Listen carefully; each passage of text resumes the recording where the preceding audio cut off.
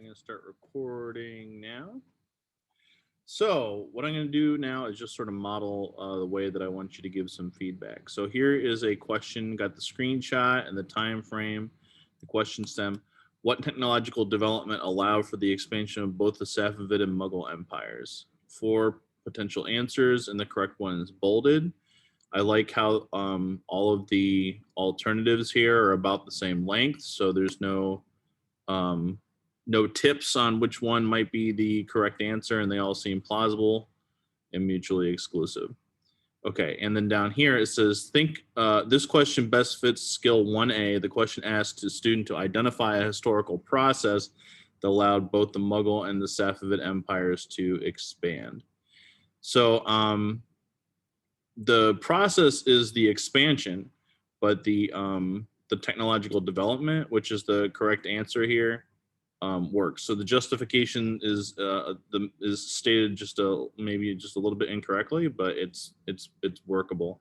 And what I want to do is go back here and take a look at skill 1A and see how it works with the example. Which of the following factors contributed most to the expansion of Asia during the 17th and 18th centuries? Use of cannon and gunpowders. And so you can see that the question is formatted in a very similar way. So this one is good to go. All right, the next one, although partially being the same religion, why did the Mughal and Safavid empires still not get along? So that question, I think the way that it's stated is a little bit awkward, but essentially what they're asking is why did they have poor relations when they had the same religion, right? So we have answer 1. Their differences in how they perceived different religions ultimately led to their struggles. There's two different and differences in this sentence, so that makes it a little awkward. The Safavid Empire believed that their specific religion was the only one that the people in their empire.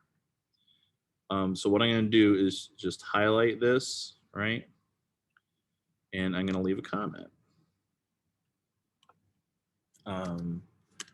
Second sentence is incomplete. Try not to repeat words. Okay. Both empires were engaged in a long conflict over land and territory. This is true, but it's not related to the religion, which is good. The Mughal Empire opposed Safavid Empire's efforts to establish dominance over trade routes. It's fine. The Safavid Empire opposed the expansion efforts of the Mughal Empire. Okay. This question best fits under skill 1B. The question asks the student to identify the primary reason why the Mughal empires did not get along. So let's go back and look at 1B. During 1400 to 1750, Eurasian rulers responded to arts primarily for what reason? So this is an explanation for explanation possibilities. And this is an explanation of why these empires were in conflict. So I think that's a reasonable fit. Now we're going to take a look at question 3. Which of the following statements are true about both the Mughal and Safavid empires from 1450 to 1750? So this is like a comparative kind of question. Both empires had powerful navies. They both relied on military technology to boost expansion. Both Muslim empires practiced religious tolerance. Both empires gave little monetary support to artistic and cultural endeavors. So all that sounds grammatically correct. The distractors are about the same length. And they're saying this goes under skill 5B. So let's take a look at 5B.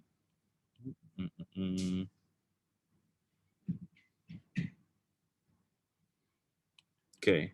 Explain how a historical development or process relates to another historical development or process. So this is like a comparative kind of setup. Which of the following statements is true about the Mughal and the Ottoman empires in the 16th century? All right. So I think that was a good fit. Although there's a typo here. It should probably be 1750. All right.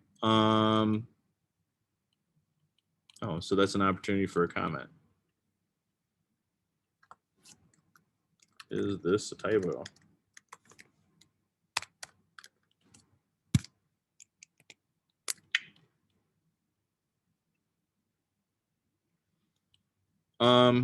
You know what?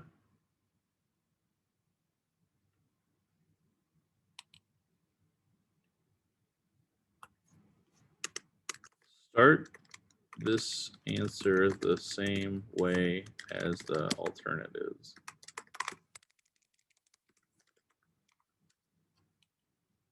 The fact that these all start with both and this one doesn't could be a tip. That's the right answer. Okay. Was this question 4? Question 4. Which was the primary cultural benefit of religious tolerance in the Mughal Empire? Citizens were free from persecution based on their religious practices. Anybody could have a position of power in government regardless of religion. A religiously diverse population throughout the Mughal Empire, less conflict within the empire and surrounding nations.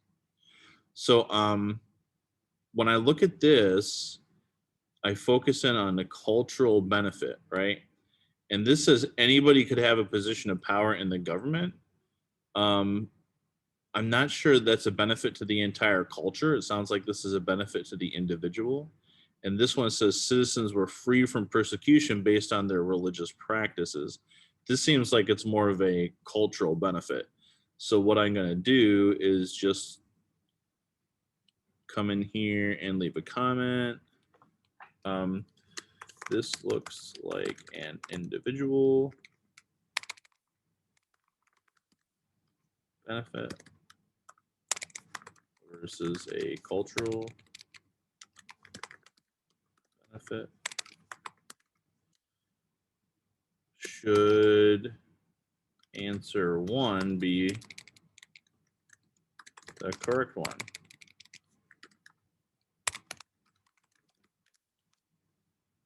Okay. This question fits under skill 4B. The question asks the students to put into context the main cultural benefit of living in the Mughal Empire. So let's take a look at 4B. Explain how a specific historical development or process is situated within the broader context. Okay.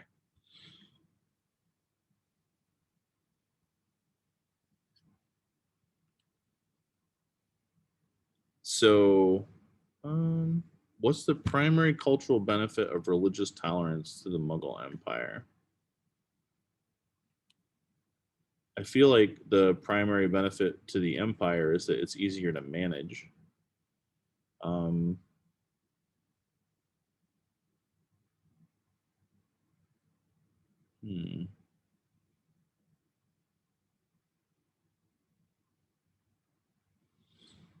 Okay, we're not analyzing evidence, so skill 3 is out.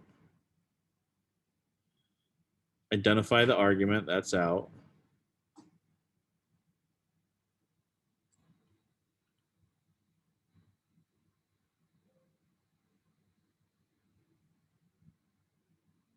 Oh, you know what? But I wonder if this quote is from a historian, because this sounds like it's something that somebody is saying about Akbar.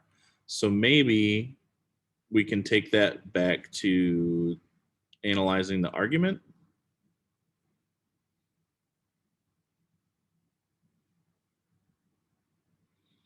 All right. So maybe this question could transform into a skill 3, like what's the claim being made based on that,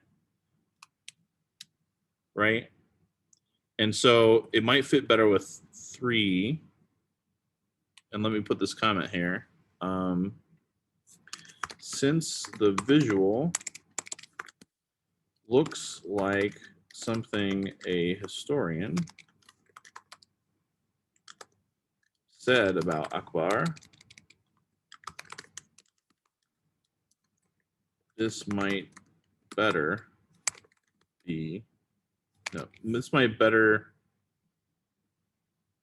fit with skill 3A or 3B.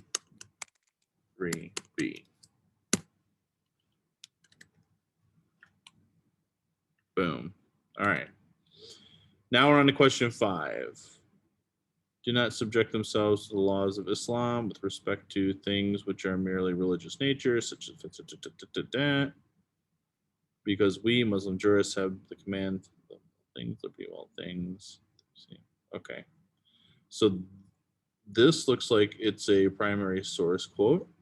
How did religion affect the Safavid Empire? The Safavid Empire, driven and inspired by strong religious faith, rapidly built the foundations of a strong secular government and administration. There is no correct answer highlighted in this one, so I guess my first thing I'm going to say is, like, which answer was right?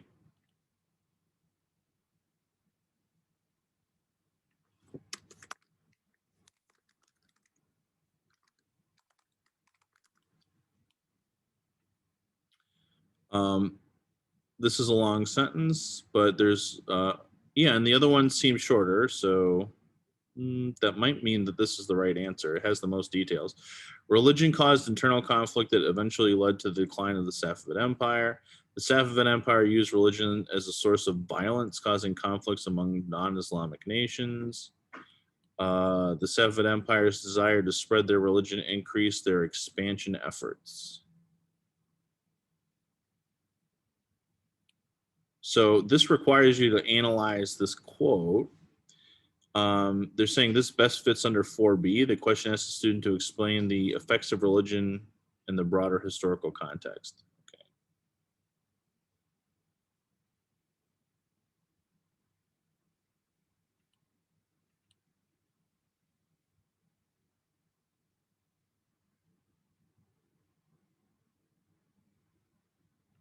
So without knowing which one's the right answer, that makes it a little bit more difficult to see if this skill is the appropriate one.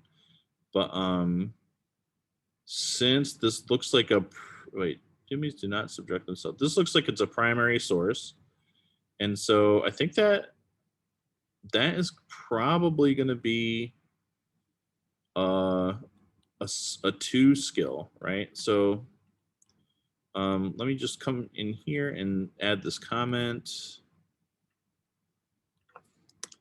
Analysis of primary sources lends themselves to questions in the 2 skill area. Is that what you're going for?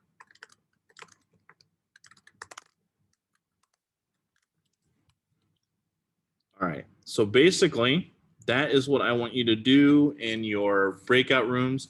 In just a second, you're going to make a copy of your drafting graphic organizer that you turned into me.